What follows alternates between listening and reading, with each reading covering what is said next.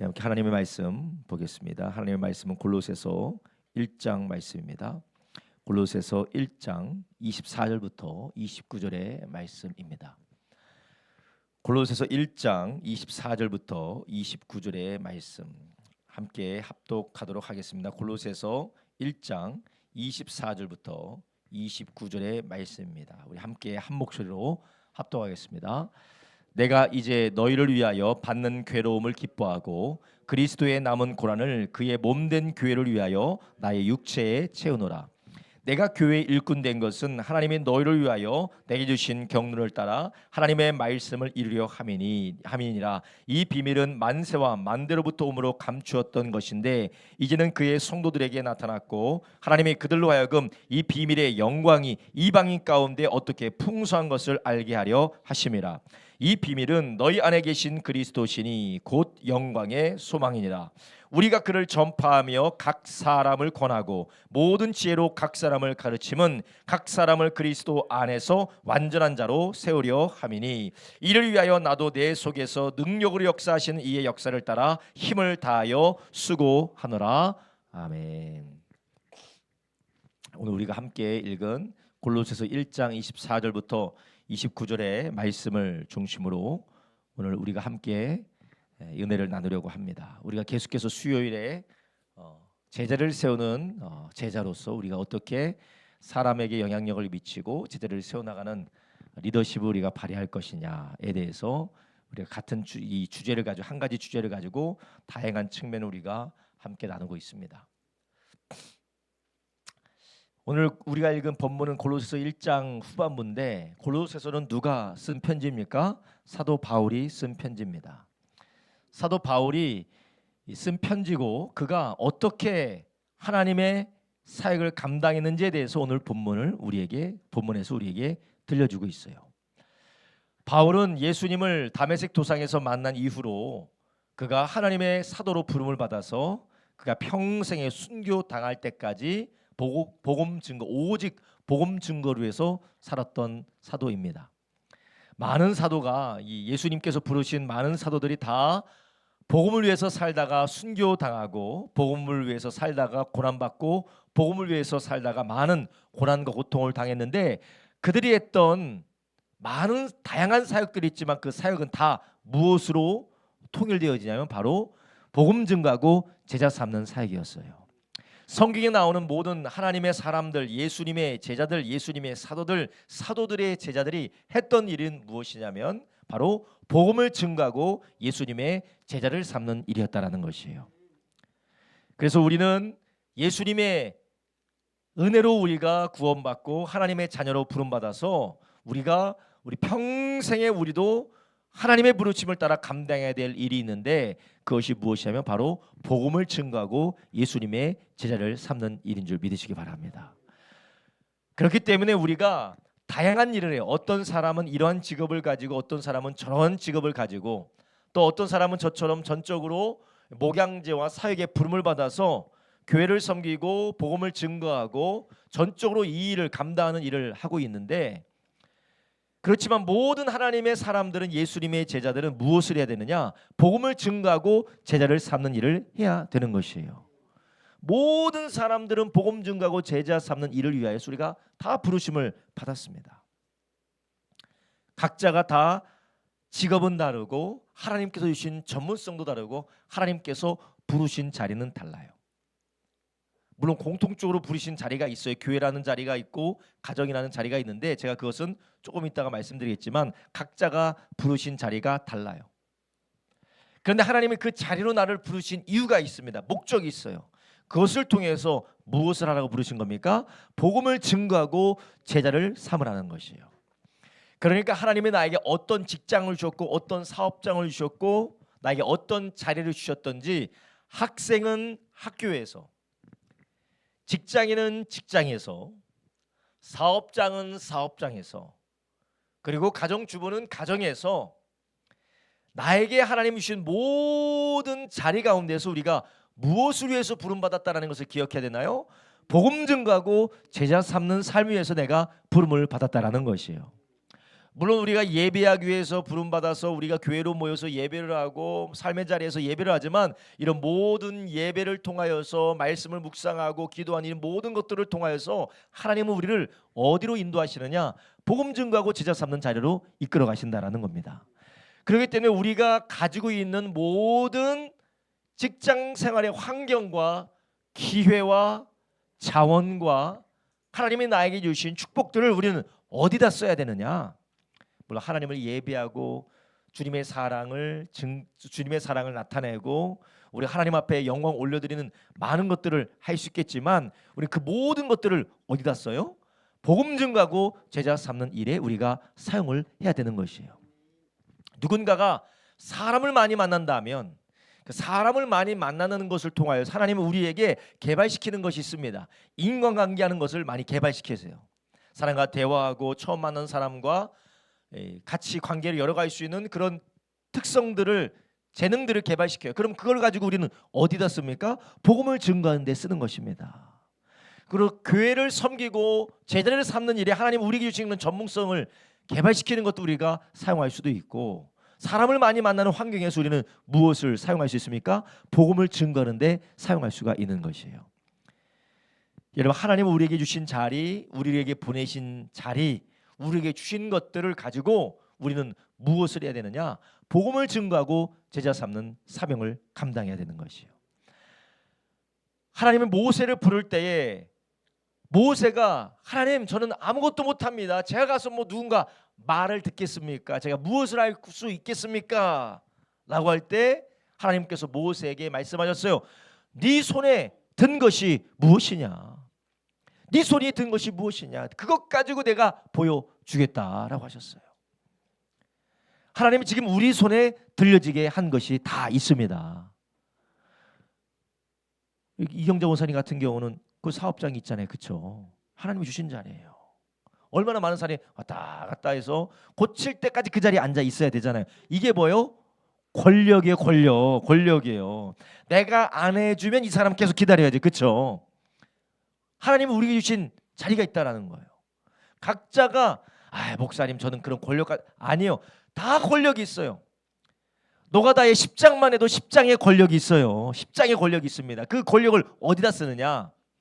완장을 차가지고 내가 이런 사람이라고 어깨 들썩이면서 자기 자존감 채우려고 그 권력을 사용하는 것이 아니라 기회와 재능과 자기의 이 이권을 사용하는 것이 아니라 무엇을 위해서 쓰느냐? 복음을 위해서 그것을 쓰는 것이에요. 이경정 원사님 같은 경우는 수십 년 동안 바느질 하셨으니까 미싱을 돌렸어요. 얼마나 잘하시겠어요. 그걸 가지고 어디다 쓰세요? 싸게 해줄 테니까 와서 앉아 있어요. 와서 앉으면 뭐래요? 내 말을 들어야 되는 거, 내 말을 들어야 되는 거예요. 그러니까 싸게 해주면서 잘해주고 싸게 해주니까 그 권력 있잖아요. 권력. 권력이 대단하시죠. 권력이 대단하신 분이요. 싫으면 안 해주는 거예요. 나보다 잘하는 사람 없어. 나보다 싼 사람 없어. 싫으면 안 해주는 거야. 그러니까 그렇게 온 사람들을 하대하거나 불친절하는 게 아니라 더 친절하게 해주면서 어떻게 하느냐? 복음을 증거하는 거예요. 이게 권력입니다. 각자가 권력이 있지 않으세요? 다 권력이 있으세요. 하나님이 나에게 주신 지팡이가 있다는 겁니다. 아무리 하찮아 보일지라도 하나님은 우리를 부르시고 갖다 놓은 그 자리에 하나님 우리에게 주신 지렛대로 쓸 수 있는 지팡이가 다 우리에게 있습니다. 그것을 가지고 나의 유익을 채우는 일에, 나의 만족을 채우는 일에, 나의 기분을 좋게 하는 일에 우리가 활용하고 허비하는 것이 아니라 그것을 가지고 우리가 어떻게 해야 되냐? 하나님의 영광을 위해서 사용해야 된다는 것이에요. 제가 오늘도 우리 자녀와 얘기하면서 하나님이 이런 기회를, 하나님이 이런 축복을 우리에게 주셨는데 이것을 낭비하면 어떻게 하겠느냐? 제가 그런 얘기를 했는데 여러분 하나님이 우리에게 주신 좋은 기회들이 많이 있습니다. 그런 기회를 가지고 우리는 낭비가 아니라 복음을 위하여서 최선으로 활용하시기를 예수님의 이름으로 축원합니다. 바울도 마찬가지요. 바울은 하나님께 받은 것이 무엇입니까? 그는 당대의 최고의 학문을 한 사람이었습니다.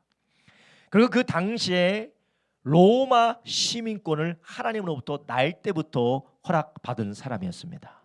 로마의 시민권을 가지고 있었고 당대 최고의 학문을 한 사람이었고 그리고 그는 율법에 능통한 사람이었고, 그리고 그 사도 바울은 자기가 언어로서 많은 것들을 외국인과 소통할 수 있는 그런 역량을 가지고 있었어요. 그것을 가지고 무엇을 했습니까? 열심히 선교 여행 다니면서 전도를 했다라는 거예요. 로마의 시민권을 가지고 최대로 활용을 했어요. 로마의 시민이라는 권력이 있는데 그 권력을 가지고 무엇을 했습니까? 복음을 증가하며 심지어는 그것을 사용하지 않고 고난을 받는 정도로 그는 모든 것을 활용하여서 복음을 증가하는 일에 썼다라는 것입니다.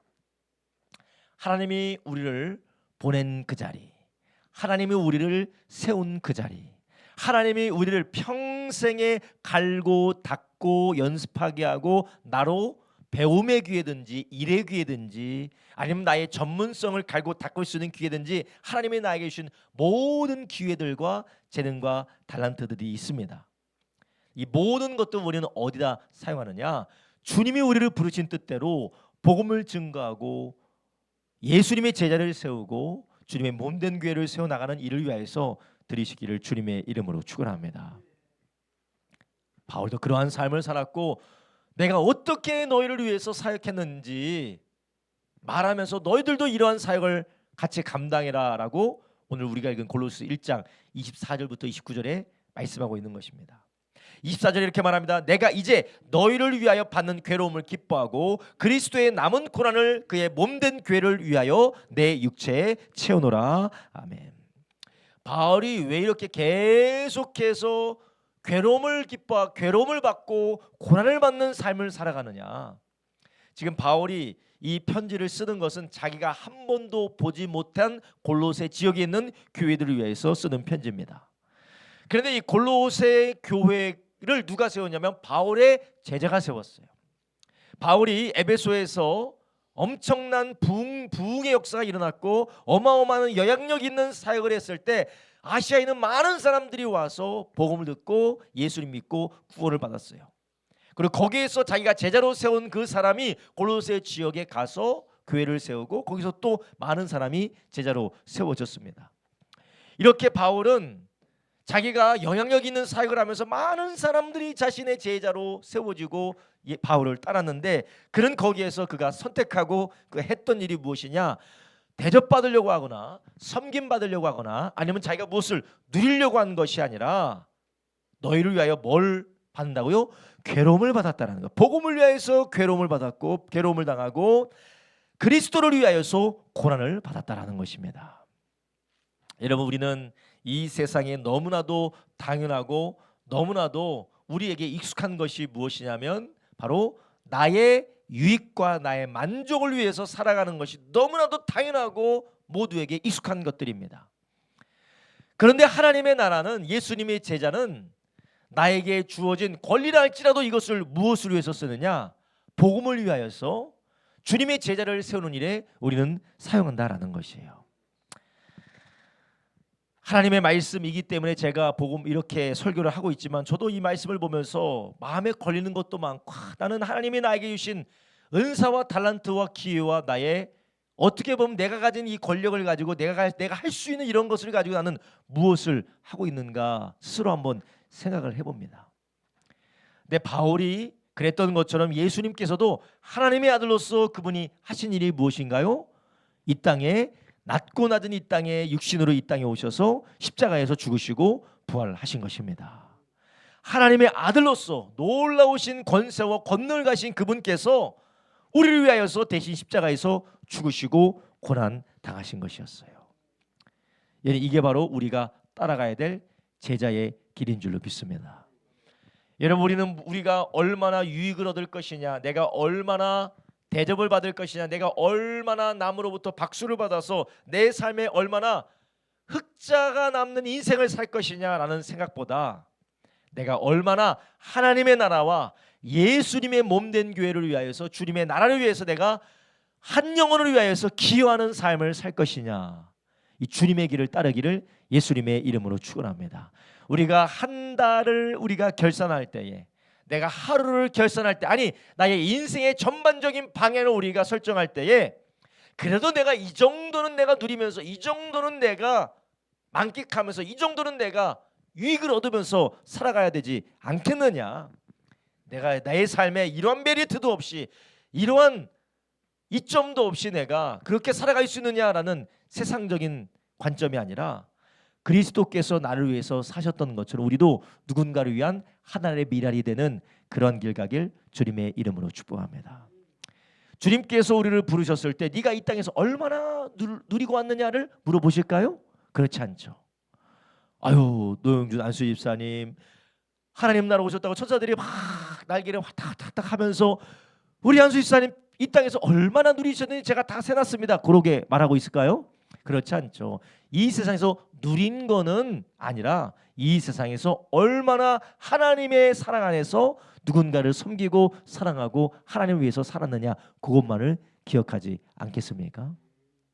그래서 예수님께서도 뭐라고 하셨습니까? 작은 소자에게 물 한 그릇 떨어주는 거, 그거 하나님께서 절대 잊지 않으신다라는 것입니다. 하나님께서 그 상을 기억하고 계신다라는 것입니다. 여러분, 우리가 하나님의 부름을 받아서 예수님의 은혜를 받고 하나님의 자녀 되어서 우리가 무엇을 위해서 살아가느냐? 우리는 잘못 생각하면 하나님께서 나에게 주신 그 복, 하나님께서 나에게 주신 축복, 그 하나도 내가 남김없이 다 나를 위해서 누릴 거 다 누리고 내가 얻을 거 다 손에 움켜쥐고 하나도 손해 보지 말고 살아야지. 물론 우리가 우리의 삶을 하나님 주신 축복과 하나님 주신 은총 가운데 우리의 삶을 규모 있게 삶을 살아내는 게 참 중요합니다. 그렇지만 그 이유가 무엇입니까? 하나님은 우리를 사랑하신 것처럼 누군가를 세우기 위함인 줄 믿으시기 바랍니다. 그래서 오늘 바울은 오늘 본문에 뭐라고 하고 있느냐? 이것은 내 이렇게 너희를 위하여서 고난을 받고 나의 삶을 하나님 앞에 드리는 이유가 무엇이냐? 25절입니다. 내가 교회 일꾼 된 것은 하나님이 너희를 위하여 내게 주신 경륜을 따라 하나님의 말씀을 이루려 함이니라. 아멘. 여기에서 두 개가 나와요. 하나는 무엇이냐면 하나님의 나를 위하여서 계획이 있다라는 거예요. 내게 주신 경륜, 나를 향한 계획이 있다라는 거예요. 하나님이 나를 구원하시고 다메섹으로 가는 길에서 나를 구원하셨던 하나님의 뜻, 계획 무엇입니까? 이방인에게 복음을 전하는 그릇으로 쓰기 위해서, 복음의 그릇으로 쓰기 위해서 택한 그릇으로 하나님께서, 예수님께서 바울을 부르셨다라는 거예요. 이게 하나님의 계획이라는 것입니다. 그렇다면 우리를 향한 하나님의 계획은 무엇일까요? 하나님께서 많고 많은 그 사람들 중에서 우리가 복음 듣고 예수님 믿고 구원받게 하신 하나님의 계획은 무엇일까요? 그 계획은 바로 우리를 통하여서 누군가에게 복음을 증거되어지고 누군가가 주님의 제자로 세워지는 것이 바로 주님의 놀라운 계획인 줄 믿으시기 바랍니다. 자, 이번 주에 나주에 갔다 왔어요. 주일 저녁에 주일 한 5시 반쯤에 출발을 해서 저 안산에 있는 어느 목사님 모시고 나주까지 가서 한 320km 걸린대. 여기서요. 나주까지 가서 나주에서 자고 월요일부터 화요일 오후까지 이 개척교회 목사님들이 한 22분 정도, 20부스 정도 모인 곳에서 같이 강의도 듣고 같이 예배도 드리고 같이 교제도 하면서 목회에 대한 피드백도 서로 받고 또 그런 시간을 가졌어요. 근데 감사하게도 하나님께서 후원자들을 붙여주셔서 선물도 6개가 되는 선물도 목사님도 오는 분들만 다 이렇게 드리고, 그리고 그분 중에 몇 분은 어느 교회에서 정기 후원도 받고, 그리고 좋은 데서 주무시고 맛있는 거 드시고 좋게 있다가 가셨어요. 얼마나 감사한 일입니까?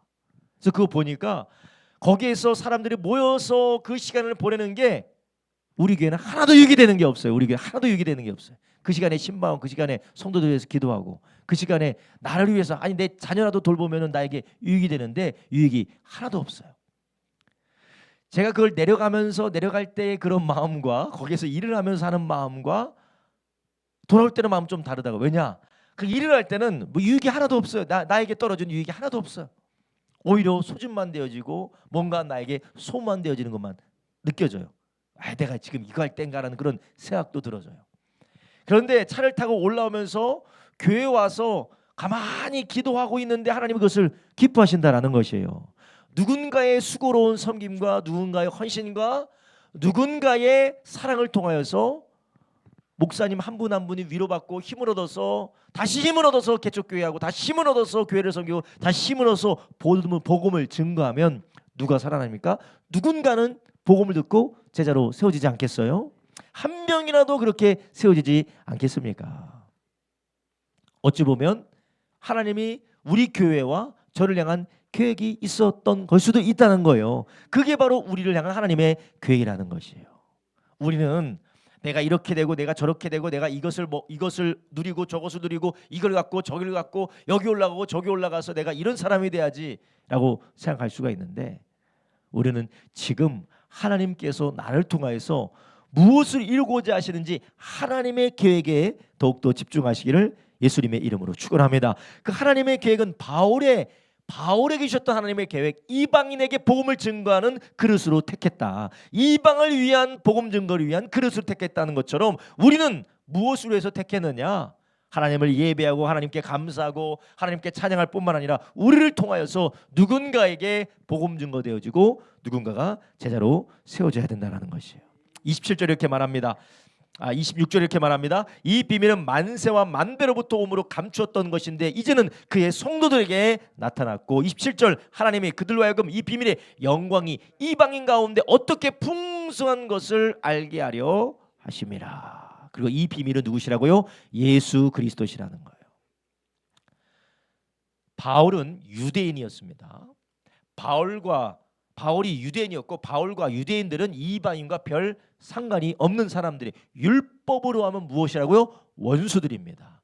율법으로 하면 원수들이에요. 유대인들은 바울을 뭐라고 했습니까? 유대인들은 저 이방인을 뭐라고 했어요? 개라고 했어요. 개예요. 별로 상관이 없는 사람들이고 상당히 위협적인 존재들이 바로 이방인들이에요. 그런데 이런 이방인들을 향하여서 무엇이 풍성하다고요? 하나님의 은혜가 풍성함을 알게 하기 위하여서 자기를 택했다라는 것입니다. 하나님은 우리를 택한 이유가 무엇인가? 우리를 통하여서 누군가가 예수 그리스도 안에 있는 하나님의 놀라운 사랑의 풍성함을 알게 하기 위함인 줄 아시기 바랍니다. 주님이 우리를 여기로 부르셨어요. 이러한 자리로 불러주셨습니다. 하나님께서 우리를 통하여서 이러한 선한 역사를 이루고자 하실 때 우리가 이기심과 자기중심성에 갇히게 되면 하나님은 우리를 통해서 역사하고자 하는 일들을 온전히 펼치실 수가 없습니다. 말씀드렸죠. 하나님은 강제로 역사하실까요? 그렇지 않습니다. 강제로 역사하지 않으시고 하나님께서는 우리가 기쁨으로 즐거움으로 감동대로 순종할 때 하나님께서 역사하신다라는 것이에요. 그리고 이러한 바울의 순종을 통하여서 또한 어떤 역사가 일어났습니까? 하나님께서 잃어버린 영혼들이 예수께로 돌아오고 살아나는 역사를 계속해서 일으켜 주셨다라는 것이에요. 바라기는 우리 모든 성도님들이 나를 부르신 자리에, 나를 있게 하신 그 자리, 나에게 세우신 그 자리 안에서 복음과 제자 세우는 그 일을 위하여서 나를 어떻게 드릴 것인지 날마다 하나님 앞에 구하고 드리시는 저와 여러분 되기를 예수님의 이름으로 축원합니다.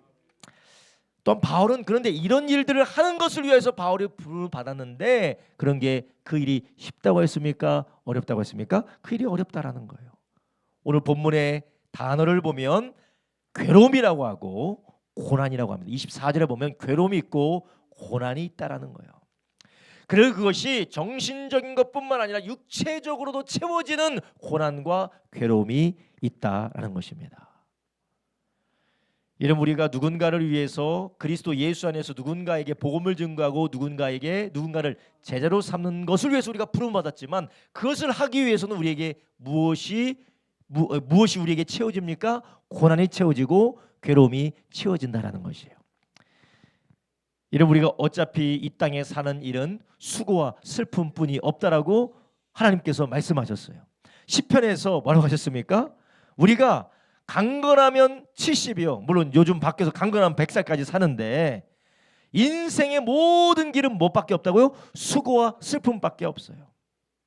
여러분 솔직히 얘기해서 인생 사는 것이 다 고생스럽고 고난스러운 거 아닙니까? 부자는 부자대로 고생스럽고 가난한 사람 가난한 사람대로 고생스럽고 권력 있는 사람 권력 있는 사람대로 고생스럽고 권력이 없는 민초들은 민초대로 고생스럽게 삽니다. 그런데 우리가 이런 어차피 이 땅에 사는 일에 다 고생스럽고 괴롭고 고통스러운 일을 만나는데 우리는 무엇을 위해서 부름을 받았다고요? 복음과 누군가를 제자로 삼는 일을 위해서 우리가 부름을 받았다라는 것입니다. 근데 이 제자를 삼고 복음 증거하는 일에는 고난과 고통, 괴로움이 우리를 채워야 되는데 어떤 고난이 있느냐? 첫 번째로 사람을 얻는 수고와 고난이 있어요. 사람을 얻는 수고와 고난.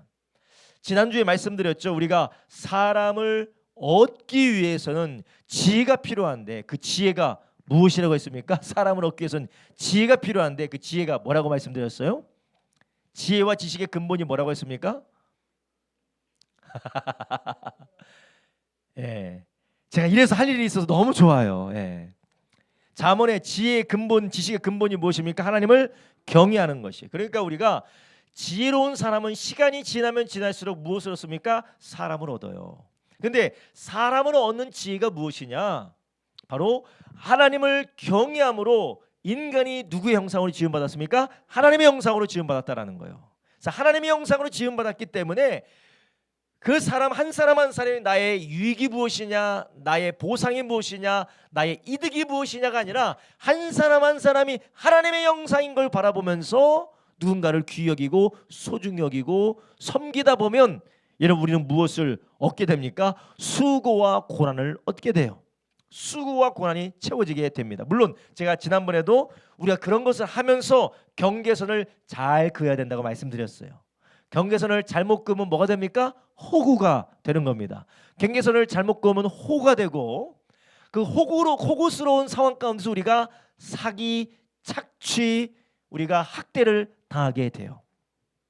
경계선을 잘 그어야 돼요. 내가 할 수 있는 것과 내가 할 수 없는 것과 경계를 잘 그어야 됩니다. 그리고 예수님께서도 말씀하셨죠. 거룩한 것 누구에게 주지 말라고 했어요? 개에게. 진주를 누구에게 던지지 말라고 했어요? 돼지에게. 그러니까 개와 돼지 같은 사람들 누구냐? 자기밖에 먹으러 욕심이 가득해서 아주 착취하려고 하는 것. 돼지는 먹어도 끝이 없잖아요. 돼지한테 미안한데 먹어도 끝이 없어요. 토하고 또 먹고 토하고 또 먹고 토하고 또 먹고 배불러서 토하고 또 먹고. 개는 뭐예요? 그냥 개는 개예요. 개와 돼지처럼 거룩한 것 진주 던지지 말라고 했잖아요. 우리 선을 그어야 되는 겁니다. 근데 이 거룩한 선에 대하여서 우리 예수님께서는 뭐라고 하셨습니까? 이 거룩한 것을 개와 돼지에게 주지 말라고 하시면서 우리가 사랑받을 줄 알고 그리고 귀한 줄 알고 그리고 그것을 사랑을 통해서 오히려 악해지지 않도록 우리가 경계선을 잘 그어야 된다고 말씀을 하셨어요. 우리가 경계선도 긋고 우리가 거룩한 것과 그리고 진주를 개와 돼지에게 던지지 않는 그런 지혜로움도 우리에게 필요하지만 그러나 더 중요한 것은 무엇이냐면 우리가 하나님의 형상인 사람을 소중히 여기는 게 바로 지혜다라는 것입니다. 그럴 때 사람이 계속해서 붙는 거예요. 그래야 사람이 붙어야 복음도 증거하고 사람이 붙어야 제자를 삼을 거 아니에요. 제가 지난번에 말씀드렸죠. 우리 교회에 요즘 최근 교회 오고 계시는 박부원 선생님이라고 계세요. 박부원 선생님. 교회 오라고도 안 했는데 교회를 찾아왔어요. 교회 오라고도 안 했는데 왜 왔을까요? 자기가 보니까 저 수선집에 있는 저 이경장 권사님은 참 괜찮은 것 같으니까 그 권사님 계신 교회는 좀 괜찮을 것 같다라는 거예요. 이미 사람을 얻었어요.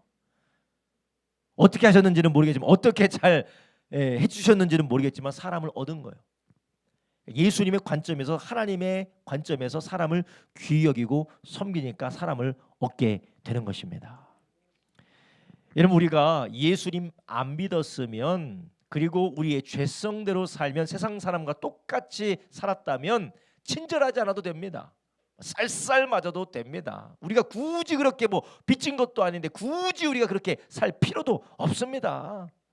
그냥 오직 나의 유익과 나의 이득과 나의 흑자 인생을 위해서 시간 낭비하지 않고 오로지 내 목적만을 위해서 살아도 돼요. 자, 이런 말을 하면서도 제가 많이 좀 마음에 찌르는데 제가 그런 성향이 많이 있어서 저도 좀 많이 회개하고 있고 많이 성화되려고 노력하고 있으니까 이해해 주시기 바랍니다. 그런데 우리가 그런 세상의 삶을 살 수 있음에도 불구하고 우리가 그렇게 살자는 이유가 무엇입니까? 하나님은 우리를 사랑하셨기 때문에. 그리고 사람은 다 누구 형상이요? 하나님의 형상이라는 것이에요. 하나님의 형상입니다. 그래서 그 하나님의 형상을 하나님의 형상답게 섬기고 대우해 주려니까, 그리고 그 하나님의 형상답게 섬기고 대우해 주는 우리가 살아가는 세상은 어떤 세상이에요? 깨어지고 뒤틀리고 왜곡된 세상입니다. 좀 노골적으로 말하면 저주받은 세상이에요. 이런 세상에서 하나님의 형상을 우리가 귀히 여기고 존귀하게 여기며 살려고 하다 보니까 무엇을 찾아오느냐? 수고로움이 찾아온다라는 것이에요. 마치 척박한 땅을 옥토로 바꾸기 위해서 열심히 돌을 뽑아내고 수고하고 가시덤불을 걷어내야 되는 것처럼 많은 수고로움이 필요하다라는 것입니다. 그럴 뿐만이 아닙니다. 고난도 있다라는 거예요. 많은 고난도 있어요. 우리가 디모데전서 1장 12절에 보면 하나님께서 우리에게 이것을 맡기셨다는 거예요. 함께 읽습니다. 나를 등하게 하신 그리스도 예수 우리 주께 내가 감사함은 나를 충성되이 여겨 내게 직분을 맡겨 주셨다. 그러니까 하나님이 모든 예수 믿는 자들을 충성되이 여겨서 우리에게 맡겨주신 일이 무엇이냐? 너희는 사람을 존귀하게 여겨서 사람을 얻어서 그에게 복음을 전가하고 복음을 받은 사람들을 사람 얻어서 그를 제자로 삼으라는 것입니다.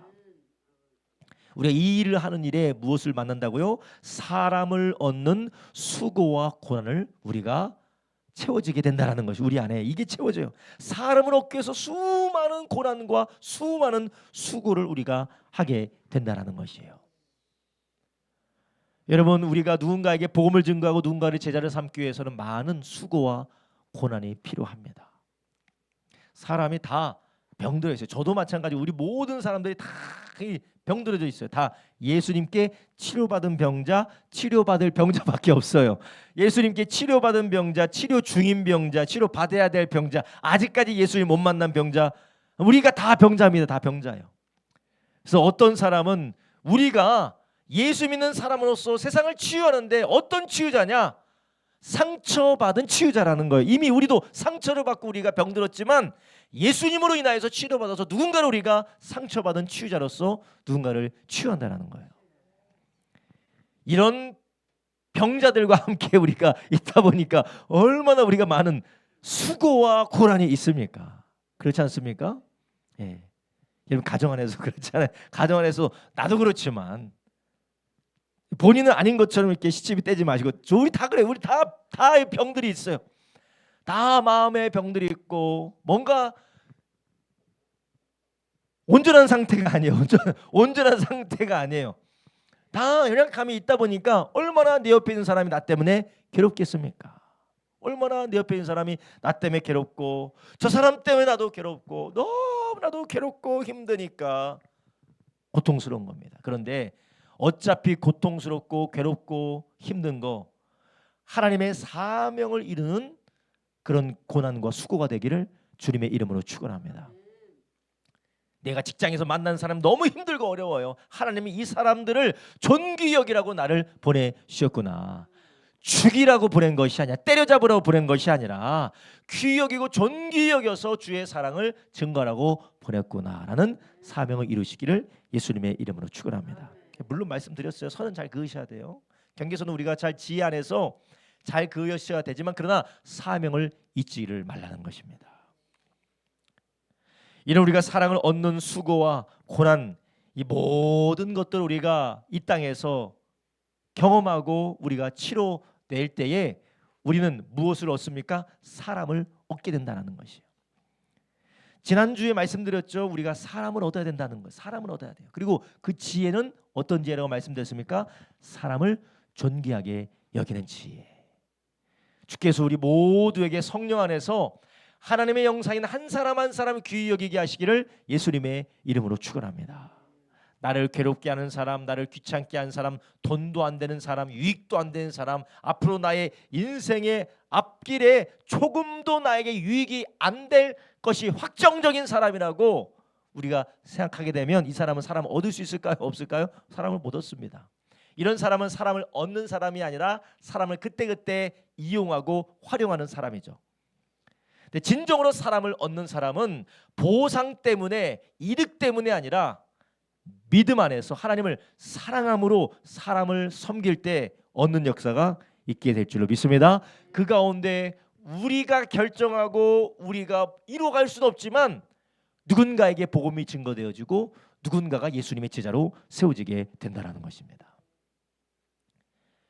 하나님이 우리를 보내신 가정에서, 직장에서, 사업장에서, 하나님이 우리를 보내신 어느 자리에서든지 우리 이런 하나님의 형상인 사람을 그리스도 예수 안에서 존귀하게 여기는 저와 여러분 되길 주님의 이름으로 축원합니다. 하나님이 그리스도 예수 안에서 우리를 존귀하게 여기셨기 때문에 그렇습니다. 하나님 우리를 그렇게 여기셨기 때문에 그래요. 두 번째로 우리가 사람을 얻는 수고와 고난을 할 뿐만 아니라 이제 두 번째로 우리는 무엇을 어떤 수고와 고난이 있느냐면 사람을 세우는 수고와 고난이 있다라는 거예요. 이제 우리가 사람을 얻고 그 가운데 복음을 증거하고 이제 예수님께로 돌아오는 그런 구원의 역사가 일어나고 끝나지가 않습니다. 오늘 본문을 보니까 바울은 무엇을 했느냐? 계속해서 하나님의 사람들을 주님의 제자로서 세워나갔다라는 거예요. 28절 한번 보겠습니다. 28절입니다. 우리가 그를 전파하여 각 사람을 권하고, 이게 뭐예요? 전도예요. 사람을 얻고 사람들에게 전도했다라는 거예요. 그 다음에 뭡니까? 모든 지혜로 각 사람을 가르침을, 각 사람을 그리스도 안에서 완전한 자, 온전한 자로 세우려 합니다. 이제 누군가가 예수님 믿었습니다. 구원을 받았습니다. 예수께로 돌아왔습니다. 그런데 거기에서 끝나는 것이 아니라 계속해서 내가 할 수 있는 모든 지혜로, 내가 할 수 있는 방법을 가지고 각 사람을 어떻게 했다고요? 가르침은 각 사람을 그리스도 안에서 온전한 자, 완전한 자로 세우려 함이니라. 우리가 이런 일을 위해서 많은 고난을 우리가 수고를 드리게 되어져 있습니다. 여러분, 한 사람이 형성되어지고 한 사람이 세워지는 일에 얼마나 많은 수고가 들어가게 됩니까? 근데 하나님께서 그것을 하실 때 누구를 통해서 하시느냐? 하나님의 사람들을 통해서 하신다라는 것이에요. 덧없는 것처럼 보여지고 효과가 없는 것처럼 보여지고 아무런 가치가 없는 상황인 것처럼 보여질지라도 계속되는 기도, 계속되는 말씀, 계속되는 섬김, 계속되는 하나님의 말씀으로 가르침을 통하여서 누군가가 세워지게 된다는 것입니다. 그래서 사도행전 20장 31절부터 32절에는 바울의 사역 가운데 이러한 수고를 잘 이야기하고 있어요. 31절 32절 읽습니다. 그러므로 너희가 일깨어 내가 3년이나 밤낮 쉬지 않고 눈물로 각 사람을 훈계하던 것을 기억하라. 32절 지금 내가 너희를 주와 및 그 은혜의 말씀께 부탁하노니 그 말씀이 너희를 능히 든든히 세우사 거룩해 하심을 입은 모든 자 가운데 기업이 있게 하시리라. 아멘. 자, 여기에서 사람을 세우는 것은 무엇으로만 세울 수 있다는 걸 우리가 알 수 있습니까? 하나님의 말씀으로만 세울 수가 있는 것입니다. 우리가 사람을 귀히 여기고 섬김과 사랑을 통하여서 그 사람과의 관계가 열려질 수 있습니다. 사람을 얻을 수 있어요. 그러나 그 영혼을 진정으로 얻는 것은 복음의 말씀으로만 얻을 수 있는 것처럼 누군가를 우리가 얻고 예수께로 돌아와서 그 사람이 예수님의 참된 제자로 주님의 완전한 온전한 사람으로 세워지는 그 모든 일들은 무엇으로 되어집니까? 하나님의 말씀으로 되어진다라는 것이에요. 그렇다면 우리의 수고는 어떤 수고가 되어야 되느냐? 어떻게든지 우리는 하나님의 말씀을 나누는 관계로까지 깊게 들어가시기를 예수님의 이름으로 축원합니다. 물론 우리가 그분의 말씀을 아직 감당하기 어려운 상황이라면 우리가 식사도 대접하고 함께 커피도 마시고 그리고 좋은 이야기도 하면서 위로하고 관계를 맺는 이야기를 하면서 우리가 기다릴 수 있어요. 그러나 거기에서 끝나서는 안 됩니다. 어떻게든지 하나님의 말씀이 그 사람의 마음 가운데 들어가서 역사하여서 완전한 자로 세워지는 일이 필요하다라는 것이에요. 그래서 바울은 그가 많은 수고와 고난을 받으면서 그가 집중해서 했던 것이 무엇이냐? 하나님의 말씀을 밤낮으로 가르쳤다라는 것입니다. 여러분 우리가 교회에서도 우리가 좋은 관계, 친밀한 관계, 그리고 가까운 관계 나쁘지 않습니다. 정말 중요해요. 그렇지만 더 중요한 게 무엇이냐? 그 관계 안에서 무엇이 들어가야 돼요? 말씀이 들어가야 돼요. 하나님의 말씀이 들어가야 됩니다. 그래서 내가 누군가와 좋은 관계를 맺고 교회 안에서 친밀하게 함께 관계를 하고 있는 성도들이 있다면 그 사람에게 내가 하나님의 말씀을 가르쳐주고 건네주고 그 말씀으로 격려해 줄 수가 있어야 돼요. 그렇다면 우리는 어떻게 하면 이 하나님의 말씀으로 격려하고 말씀을 가르치고 말씀으로 세워 나갈 수 있을까요? 먼저 내가 그 말씀을 알아야 된다는 것이요. 말씀을 알아야 돼요. 아니 세상에 핸드폰으로 쇼핑하는 것도 내가 알아야 남들에게 그걸 알려줄 거 아닙니까? 그러니까 우리가 하나님의 말씀 앞에 먼저는 하나님 말씀 앞에 늘 사모하고 가르침을 받고 가르침 안에서 내가 세워지기를 주님의 이름으로 축원합니다. 그리고 그것을 내가 의도적으로 그것을 누군가에게 가르치기 위하여서 계속해서 나도 훈련을 받아야 되는 것이에요. 그래서 우리가 설교 들을 때 뭐 나는 나만 은혜 받는 게 중요해 라는 하시는 분은 그냥 은혜 받고 할렐루야 하고 끝나도 돼요. 근데 누군가에 계속 덕을 끼치고 내가 사랑하는 사람에게 전해줘야겠다 그러면 어떻게 해야 돼? 계속 적어야 돼요. 막 적어야 돼요. 이 말씀이 이랬고 이 말씀이 이랬고 이게 이거구나. 그래야 전해줄 수 있지 않겠습니까? 이것은 적는 게 중요하다라기보다는 내가 이 말씀을 누군가에게 전해줘서 그 사람이 세워져야 되는 수고가 중요하다는 말씀이에요. 여러분 우리는 이런 수고가 우리의 삶 가운데서 어느 정도 되어지고 있는지 오늘 저와 여러분 한번 점검해 보셨으면 좋겠어요. 저 개인적으로도 참 감사하고 제가 많은 보람을 느낄 때가 언제냐, 제가 대중적으로 설교할 때도 참 감사하지만 개인적으로 성경 공부할 때 저는 참 감사해요. 왜냐? 이 말씀을 통하여서 누군가가 세워지는 게 느껴지는데 근데 더 중요한 게 뭐냐? 이것을 어떻게 해야 되냐? 계속해야 돼. 하다 말다 하면 오늘 코스 끝났다고 가만히 놔두면 어떻게 되느냐? 언제 그러니 다 사라져요. 다 사라져. 그래서 계속해서 수고로운 말씀이 양육이 되어줘야 되는 것입니다. 여러분 우리도 주님께서 우리에게 맡겨주신 그 자리에서 수고로움으로 고난으로 사람을 얻기도 하지만 그 자리에 우리는 변치 않는 생명의 말씀을 심기를 예수님의 이름으로 축원합니다. 그리고 그러한 일들을 우리가 계속해서 감당해 나갈 때 사람이 하루아침에 바뀌지 않아요. 매일매일 해야 되는 겁니다. 계속해서 섬겨줘야 되는 거예요. 그리고 심지어는 그걸 하면서 우리는 무엇을 겪기도 하느냐? 디모데후서 4장 10절에 보면 배반도 당하기도 해요. 디모데후서 4장 10절 이렇게 말합니다. 데마는 이 세상을 사랑하여 나를 버리고 데살로니가로 갔고 그레스게는 갈라디아로 디도는 달마디아로 갔고. 여기서 다 바울을 버린 것은 아니지만 데마는 이 세상을 사랑하여 어떻게 했다고요? 나를 버리고 데살로니가로 갔다라는 거예요. 배신과 배반도 당하게 됩니다. 여러분 우리가 말씀을 가르친다고 말씀 가르친 대로 다 되는 게 아니에요. 때로는 내가 하나님의 말씀을 전한 것 때문에 오히려 비난도 받고 오히려 오해도 받고 오히려 손가락질도 당할 때도 있습니다. 하나님의 말씀을 가지고 가르치려고 하고 하나님의 말씀을 전해주는 것 가지고 왜 나에게 괴롭히냐, 날 왜 괴롭히고 나를 힘들게 만들고 나를 왜 어렵게 만드냐고 우리에게 손가락질을 할 때도 있어요. 그리고 그렇게 정성을 쏟고 그렇게 노력하고 그렇게 온 마음을 다해 심었어도 세상을 사랑하여 데살로니가 간 데마처럼 우리가 수많은 배신과 배반과 혹은 관계의 어려움을 우리가 만날 때가 있습니다.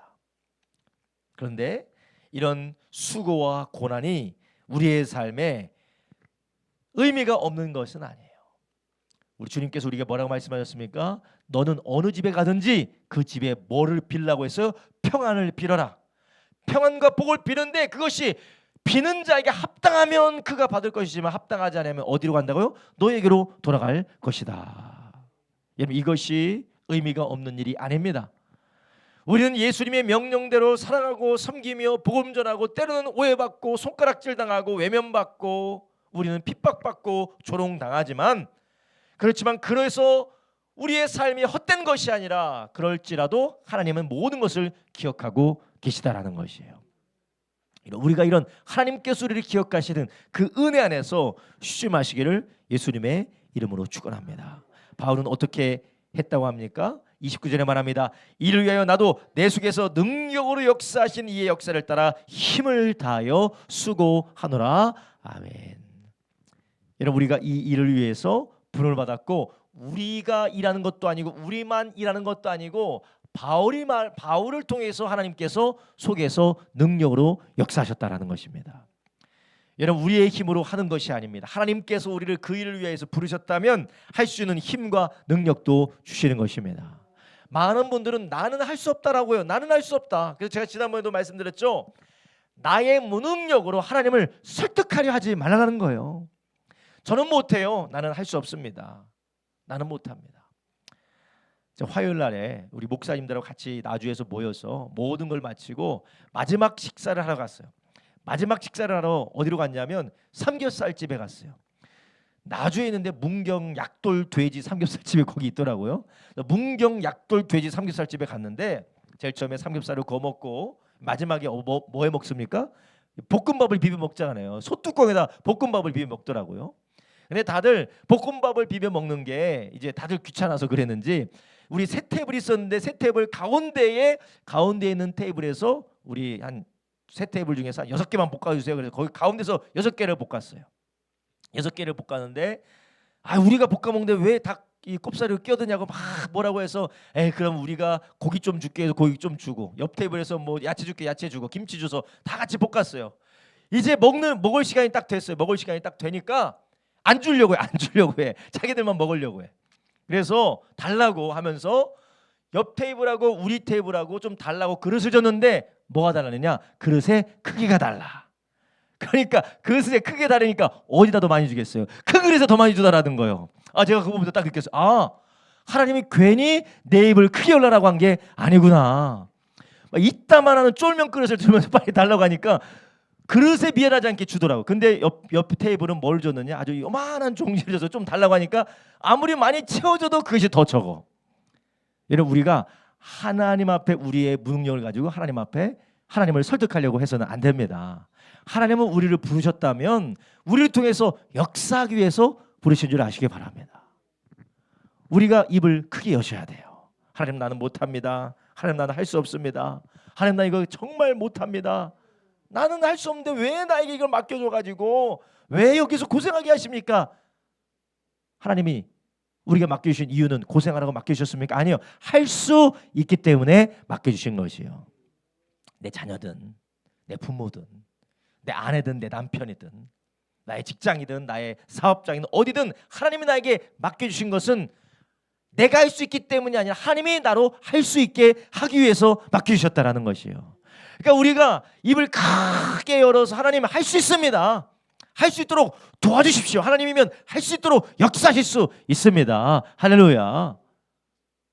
밥 달라고 할 때 조그만 그릇 따고 갖다 주면은 아무리 부어주려고 해도 어떻게 해요? 조금 부어도 꽉 찼는데 줄 수가 없어요. 주려면 큰 그릇을 대야 돼. 제가 그걸 보고 느꼈습니다. 뭘 하든지 큰 그릇을 해야 돼. 큰 그릇. 내가 큰 그릇을 떠나서 큰 그릇으로 하나님 앞에 달라고 해야겠구나. 다들 동의를 안 하시나 봐요. 목사님 참 규모 없이 아주 대중 없이 그렇게 하신다고 하시는데 아니에요. 우리가 하나님은 크게 믿어드리고 하나님을 신뢰하고 우리의 삶에서 규모 있게 사시지만 하나님 앞에 크게 구하고 하나님의 은혜를 크게 누리시기를 예수님의 이름으로 축원합니다. 그 주님이 우리에게 능력으로 우리 안에서 역사하신다라는 거. 29절 다시 한번 보겠습니다. 이를 위하여 나도 내 속에서 능력으로 역사하시는 이의 역사를 따라 힘을 다하여 수고하노라. 아멘. 무엇을 따라 역사하신다고요? 능력으로 힘을 다해 역사하신다라는 것이에요. 얼마나 감사한 일입니까? 우리 안에 바울 안에서 역사하셨던 그 주님이 여전히 우리 안에서도 역사하는 줄 믿으시기 바랍니다. 그 주님이 우리 안에서 역사하고 계시니까 우리도 포기하지 마시고, 때로는 고난도 받습니다. 이렇게도 안 되네. 때로는 배반도 당합니다. 내가 이렇게도 마음을 안 알아주고 못 알아주네. 그래서 우리는 어떻게 되겠습니까? 내 속에서 역사하시는 그분이 이루실 줄로 믿고 낙심하지 마시고 포기하지 마시고 끝까지 주님이 인도하시는 그 역사를 따라 가시기를 주님의 이름으로 축원합니다. 우리의 힘으로 하는 것이 아닙니다. 내 안에서 역사하시는 이의 역사를 따라 우리가 수고하는 것이기 때문에 그렇습니다. 하나님 우리를 지금 어디로 부르셨습니까? 가정이든 직장이든 사업장이든 우리를 교회든 아니면 우리가 있는 어느 자리든 하나님은 우리를 그 자리에 보내놓으셔서 사람을 얻고 사람에게 복음을 증거하고 사람을 제자로 세우기 위하여서 우리를 그 자리로 보내신 것이에요. 그 자리에서 하나님은 우리에게 많은 고난과 어려움과 괴로움을 당하겠지만 그러나 하나님께서 우리에게 할 수 있는 힘을 주시는 줄 믿으시기 바랍니다. 그래서 에베소 3장에도 말씀하셨죠. 너희들이 온갖 구하는 것과 생각하는 것에 넘치도록 능하시게 채우시고 응답하시고 역사하신다라는 것이에요. 이런 주님이 우리의 선하신 주님이신 줄로 믿습니다. 여러분 우리가 사람을 세우기 위해서 부름을 받았어요. 우린 지금까지 얼마나 많은 사람을 세웠고 무엇을 위해서 살았고 사람들과의 관계의 방향이 어디였습니까? 이제부터는 사람을 세우는 우리의 하루하루가 되기를 예수님의 이름으로 축원합니다. 어떻게 하면 내가 유익을 얻지? 어떻게 하면 내가 손해를 보지 않지? 어떻게 하면 내가 장기적으로 내가 지속 가능하게 내가 유익을 얻을 수 있는 방법과 사람을 만나지?